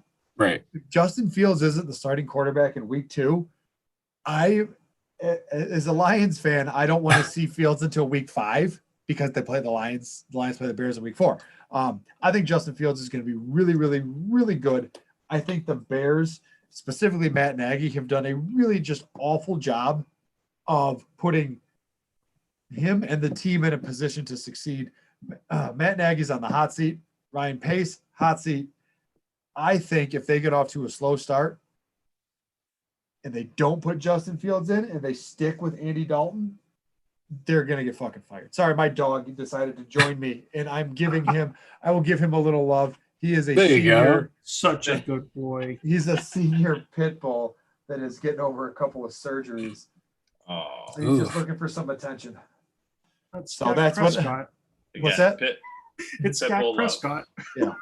So my Pets are welcome on this show. Sometimes my old man decided to join the show tonight. But no, I really think Justin Fields gives the Bears the best opportunity to win and to win early. Maybe minus the Rams game, but I don't see how Andy Dalton starts in week 2.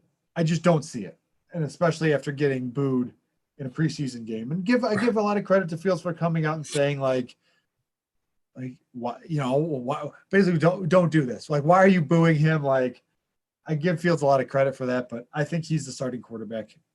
Should be the starting quarterback week 1, will more than likely be the starting quarterback in week 2. Aaron. Sweet. So I have a couple of things that go together as one. Kind of sticking with the dynasty theme for me. There were 2 changes my main dynasty league made a couple of years ago that in tandem, it makes the playoffs so much more fun.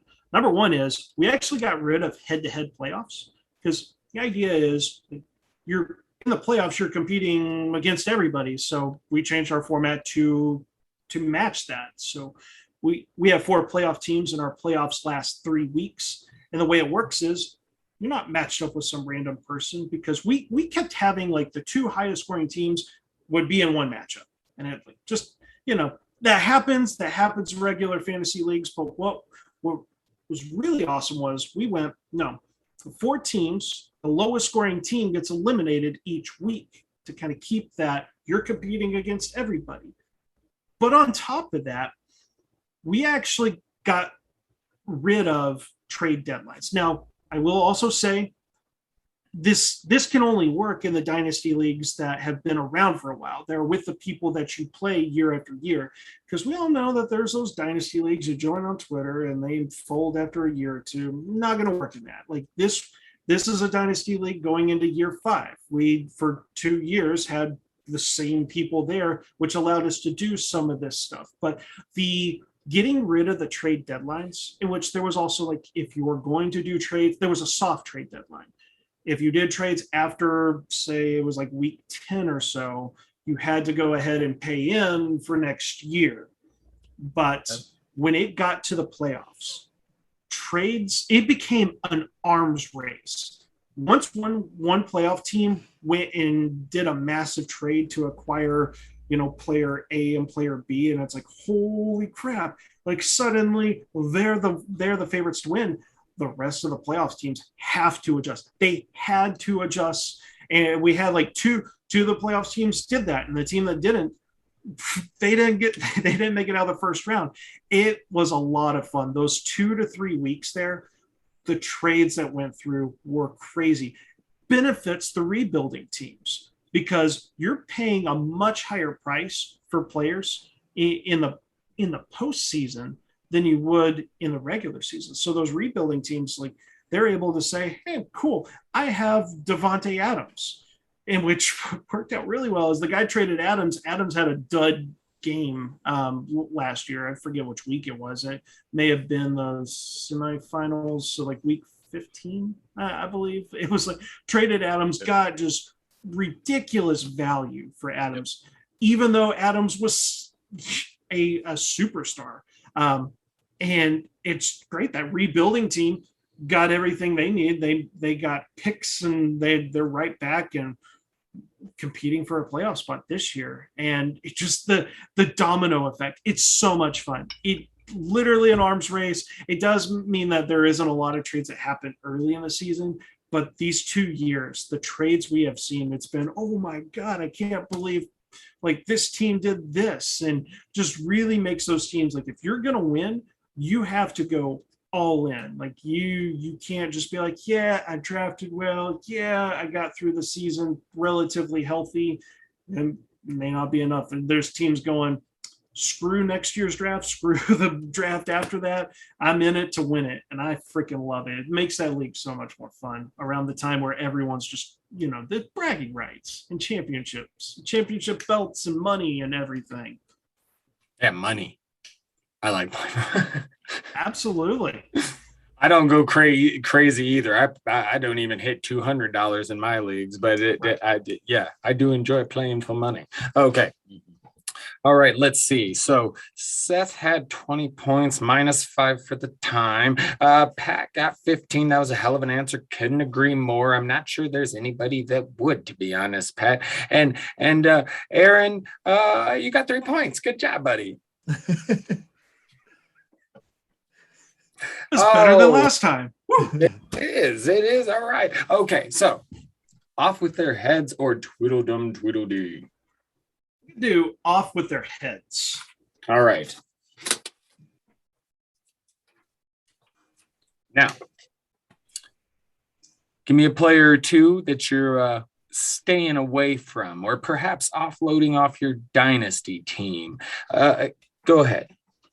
I'm going to stick with just one player, and this time I'll actually do redraft. I have one for Dynasty, but I'll change it up. For redraft, it's going to be A.J. Dillon. That ADP is getting crazy. He's in the top 100, and kind of like what we talked about with Michael Carter in the top 100. That's a pretty valuable pick. You should be picking a guy that's starting on your team. And Dillon is the most expensive handcuff in fantasy football. And I get it. We saw a game last year. We saw what the upside could be thanks to him scoring 2 touchdowns. He finished like RB6 in that game. But where's the pass catching upside? Those aren't the handcuff running backs I like. I like a Tony Pollard. We've seen Pollard come in, and because he can catch passes, he finished as the RB1 in 1 week. That was like Chase Edmonds a couple of years ago as well. With Dillon, the lack of pass catching and the fact that he's going as RB34, when I saw that he was going as RB34, my initial reaction was, excuse me, 34. That you're drafting running backs in the top 36 because they're probably not starting on your team, but something happens week 1. You got Christian McCaffrey last year. You drafted McCaffrey. He's out. I mean, yes, your season's probably going to be over anyways because you lost McCaffrey, but you're like, all right, who was my RB3? So when I drafted in that similar range, who can I put in? Oh, God, it's A.J. Dillon, and Aaron Jones didn't get hurt. There's running backs going after him. Zach Moss, Kenyon Drake, Gus Edwards, James Conner, Tony Pollard. Drake is a handcuff, but Drake has pass catching. Like if something happens to Josh Jacobs, and it might, because the Raiders, as I've talked about numerous times on this podcast, they paid a lot of money for Drake. And you follow the money there, Drake may not be nothing. So if I was going to get a handcuff, I'd rather have Kenyon Drake that at least has pass catching upside and could be somewhat viable with Jacobs there. But then if Jacobs is out, the sky's the limit for Drake. Like what happens when Aaron Jones gets hurt? Can Dillon catch passes? Maybe. But he does have that 0 catch season in Boston College. Yes, that may have been their offense. But he certainly didn't prove anything when he had that game late last season. He had 21 carries and 1 target. So why is A.J. Dillon going in the top 100 when similar type players, Gus Edwards, in my opinion, in just 2021, is a similar type player as A.J. Dillon? Not a pass catcher. You put him in and you're hoping that he's getting 100 yards, scoring a touchdown. But Edwards is going after Dillon. He's going in the RB40 range. That's about right. And the upside of a Kenyon Drake and a Tony Pollard.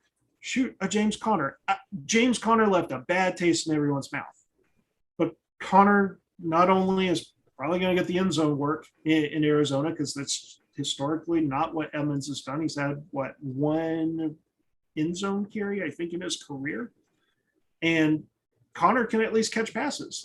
That's perfect. Like the guy that's going to get the in between the tackle role, possibly. And then also, if something were to happen to Edmonds, Conner just shown in Pittsburgh for years, he'll catch passes. He may not be a sexy pick, but yeah, Like, give me him. For Moss, like the only reason I mentioned him is he's not really a pass catching running back.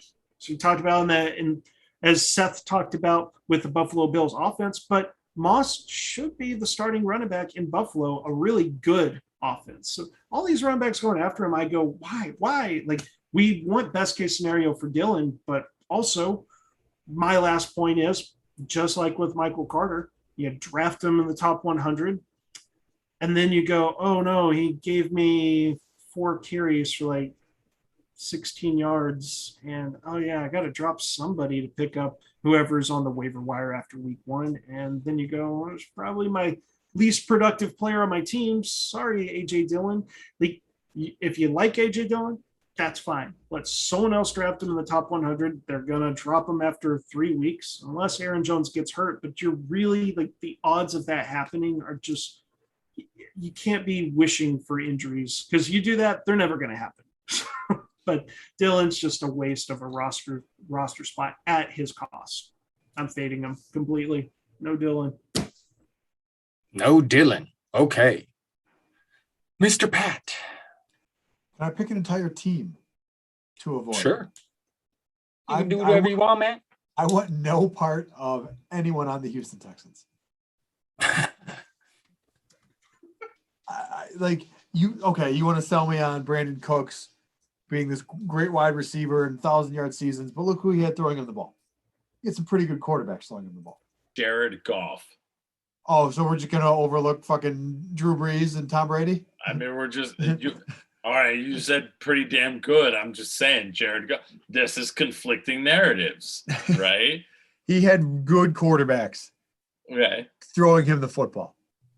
Last time I checked, Tyrod Taylor is the starting quarterback in Houston. Davis Mills, maybe. I want no part of anyone there. That's Brandon Cooks, Nico Collins, David Johnson, Mark Ingram, Philip Lindsay. Give me a tight end. Kahale Waring. Who's the Jordan Akins? Waring got cut too. Yeah, I want no part. That was the only one I liked. I want no part of anyone in Houston for fantasy football purposes in 2021. Short, sweet. I'm staying away from Houston. You should too. Love it. Seth. Wow. All right. Well, I guess it's my job to make people angry then, because I'm gonna go with a player that I think is just being overdrafted. Like I've heard, like he's gone in first round drafts, and I just think it's a ridiculous spot for this player to go. And I feel like he follows all the trends of Josh Jacobs, Miles Sanders, just a plethora of running backs that are guys that exceed expectations year one, and then like the fantasy community sinks their evil talons into them, and their expectations explode into something that is just unachievable, right? And I'm always a person that is like, where are expectations versus where is achievable, right? I always want to try and figure those things out, because to me, like every player can be a good player if I set my expectations right. And so this is a player that their expectations are so bad that I can't draft them in any redraft leagues. In Dynasty, if they're already on your roster, kudos to you. Keep them there. See what happens. I'm not saying offload them right now, but for me, that player that has absurd expectations is Antonio Gibson. And people are, I'm going to give a moment for you to pick the pieces up of your brain, put them back in, put your skull back together. because I know like people love him, and I get it. I get the love. I get the idea. Like, he was a converted wide receiver. He's gonna be great, and he could catch the ball. Maybe he's a converted wide receiver because he wasn't great at catching the ball. Like not that he wasn't great, but like he was good at college level catching the ball. But maybe he's not that at this level. And let's be honest, J.D. McKissic is a great level receiving running back. So why, like as a coaching staff, why make it a point to force him third down carries? There's a difference between forcing third down carries and creating third down carries, right? Like if you told me they were running, and no NFL team does this anymore, but if they were running like a pro set with McKissic and Gibson, like split out behind, not split out, but like at a wishbone behind Fitzpatrick, I'd be excited. I'd be excited for that. No NFL team does that anymore, right? Like what you're going to get is you're going to get one guy for one type of play. And unfortunately, all the signs, and this is the Michael Carter self-reflection that I did, right? Like, hey, listen, the preseason is telling me that Michael Carter might not be it right away, might not be there. The preseason should be telling you Antonio Gibson's third down work that you projected him to have like a fucking 100 targets and 300 carries. It might not be there. He's not being used on third downs at all. Like, all right, maybe Rivera's like, we're going to keep him as a secret weapon. No, that like, no, I'm sorry. And so for me, Antonio Gibson to return value, especially in the first round, if he's going late second, if he's going end of the second, okay, I'm all right with it. I get it. There's variance. Go. Yeah, do you. Like I took in a super flex, I took him in the 3-4 turn. Like, yeah, there's variance. I want to diversify. Like I want to take shots. But realistically, if you're taking him in the first round, you're expecting him to now get the, like, he's going to end the season as a top 5 running back. And I'm going to loop this all the way back around. Who did we say that about last year? Miles Sanders. Who do we hate now this year? Miles Sanders. Who did we say that about last year? Josh Jacobs. Who do we hate now this year? Josh Jacobs. It's not the player, it's the expectations of the player that doesn't make sense. Gibson is going to be great. He's going to be great. Or maybe great's an exaggeration. He's going to be a very good running back. He's going to be a good running back. But is he going to be a top 5 fantasy running back? No. Maybe once. But other than that, no. Like, come on. That's bold. The whole not taking Gibson in the first round. We talked about this on a previous show. It's insanity to me, but it's bold thinking, or calling him not a top 5. He could very well could be. You could make an argument for him being a top 5 running back, but I think it's bold, Seth, and I like it. Okay, if you had to line up the running backs and say who has the greatest potential to be a top 5 running back, he should fall outside that. Yes. Outside, correct, the top 5 people to be in the top 5 running backs. Like Christian McCaffrey has outside of injury 100% chance of being a top 5 running back outside of injury, right? Yep. Zeke.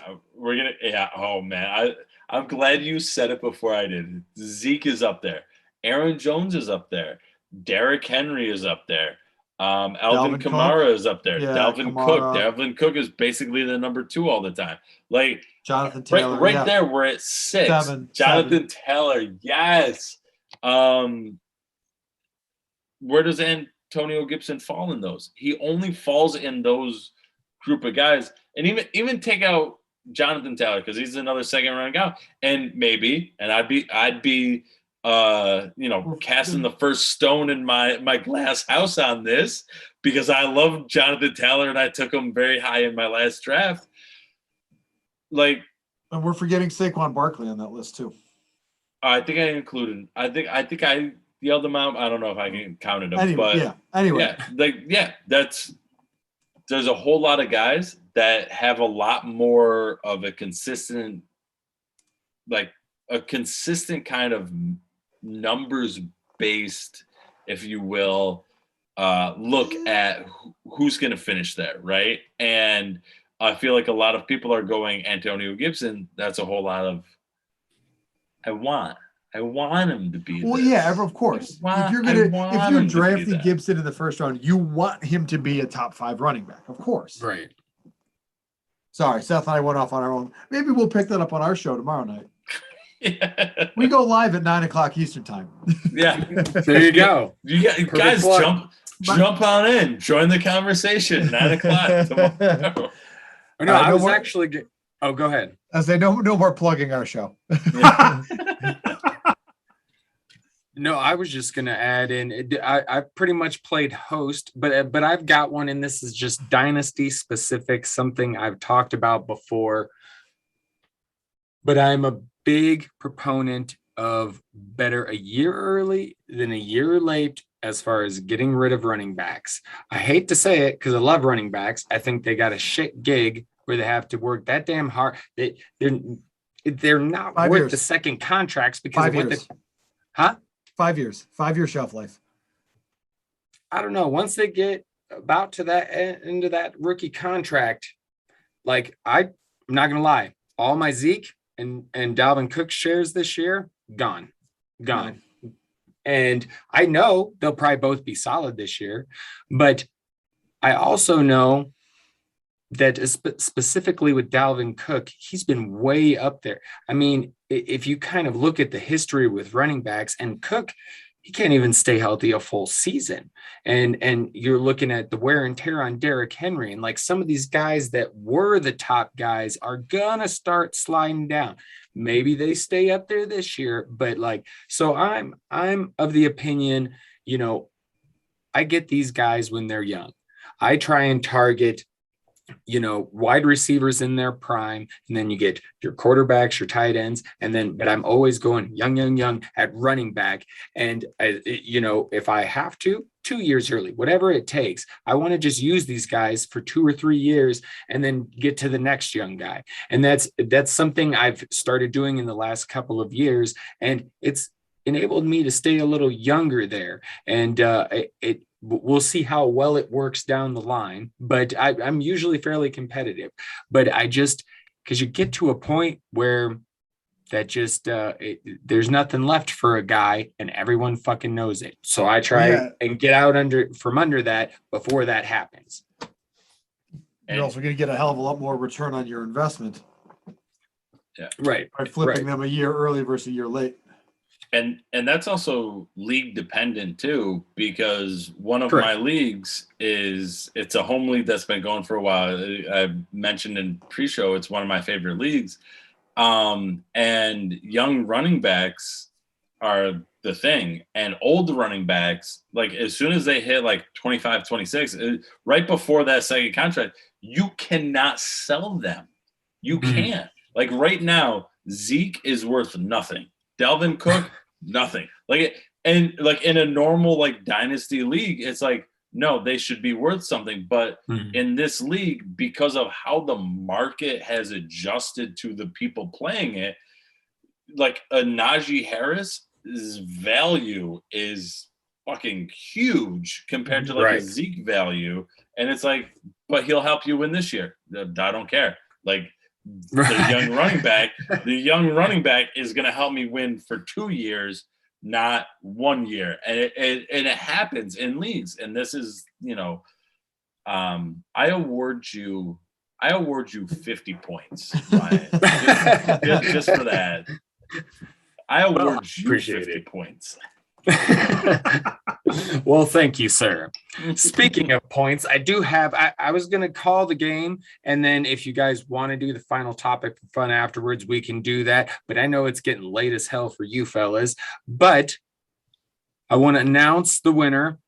Bringing up the rear with 10 points is Aaron. Yeah, very good, Aaron. You got 10 points. Double digits. And then for the very last topic, I obviously gave you 5, Aaron, but Seth, I gave you 19, which gives you 39 points. Now, originally, I was just going to give you what you wanted and let you get the most points. But then Pat fucking went and hit me with just short and sweet, fuck off Houston Texans. Pat, Dynasty Pat wins the fucking game. Thank you very much, Dynasty Pat. 40 points, the winner. Thank you very much. Got to pour yourself another drink, Seth. Good job, Pat. I'm so happy for you. Yay. We'll never talk about this again either. I guess you guys have to come back on the show again and see if Seth can redeem himself. I agree. Yes. I thought we said we like short, sweet answers. I just said yes. Well, good. Excellent. Okay. Anyone have any final thoughts before we get the hell out of here? I do actually have a couple of quick injury updates here. Uh-oh. I always have it. I've got multiple monitors. I'm keeping my focus on here, but I can look up and see. So we've got some initial diagnosis on some of the injuries. I'm concerned with Travis Etienne. Mid-foot sprain, not ankle, mid-foot. So that's Liz Frank. He was in a boot. I Yes. saw a picture. His left foot was in a boot. So I think tomorrow is the big day for ETN. So fingers crossed there, because when I hear mid-foot sprain, it's Liz Frank, and that is horrible. Like that can be like it's Liz Frank is the worst. Then those high ankle sprains, which there's a different term for that. Keep it PG. And then of course just your regular ankle sprains. On the other side of things, Troutman might be okay. Like, so this is weird. I kind of get some Hunter Long vibes where it was like, oh no, Hunter Long's down. Oh no, they're doing tests for ACL. Oh, he's practicing like a week later. So this is from Shefty. So let's see, he's scheduled to go for an MRI, and they said that he's just experiencing mild pain. So I'm like, okay, interesting. But same with ETN. It's like we have to wait till what, like probably Wednesday, they said, Thursday. Yeah, they said like Tuesday's the MRI. So yes, we won't know unless we hack their medical database and get the readings. What is it? Only the regular season where it's the weekly injury reports, right? Nothing is like set in stone during preseason. It's not like they've got to come out every Wednesday and say, okay, these guys were injured. Okay. Right, because the Miami coach, Brian Flores, of course, like when Hunter Long and I have him in Dynasty, and I'm like, well, what is it? Like, just hit me with the bad news. Tell me it's torn ACL so I could just be in pain already. And he's like, I don't think he's going to practice. Like, well, no, duh. So you're right. I think there is something weird, like preseason, they can say he's in a cast and crutches. I know he's not practicing, but what is it? So is it 4 weeks or 4 months? Right. 5 to 12 weeks. 5 to 12 weeks. Okay. Yeah. It's somewhere going to be between next week and next season. All right, guys, just next week and next season. Go have fun with that. Wrong. Go have fun with that in the press booth. See you guys in a week. So fingers crossed, Troutman may be okay. And midfoot for Etienne. Not good. Don't like hearing that. Not great, but definitely works if you're a fan of James Robinson. That definitely has got to bump him up a little bit. Got a bit of him in some best ball drafts, I do say. And Seth's boy, Carlos Hyde. Yeah. Whoa. Don't put that evil on me, Ricky Bobby. That's literally like hey, they brought him in. I'm gonna it's put not that ambiguous, but it is somewhat ambiguous of a backfield. Like Carlos Hyde could be a thing. Just you said it. You said it weeks ago. I did say it weeks ago. I'm trying to give you credit. Just shut up. Carlos take your Hyde. credit. Just shut up and take your compliment. Thanks, said it weeks ago. I'm trying to give you credit here. Okay. Thanks, Pat. Lovely hairline. Take your compliment. Jesus Christ, man. Oh shit, man, it has been a blast having you guys on. I hope we can get you back on again. I thought you said yes to that though. So absolutely. Yeah. Oh yeah. Totally yes. All right. Thanks again. Is it at Dynasty Pat on Twitter? At Dynasty_Pat. At Dynasty. And what about you, Seth? At FF the At Home Dad. I got it. There we go. There you go. And y'all know where to find us. Thank you for joining once again the Dynasty Wonderland podcast. Everyone, hey, us take care of yourselves. We're out of here. Dynasty Wonderland. For Tweedledee and Tweedledum.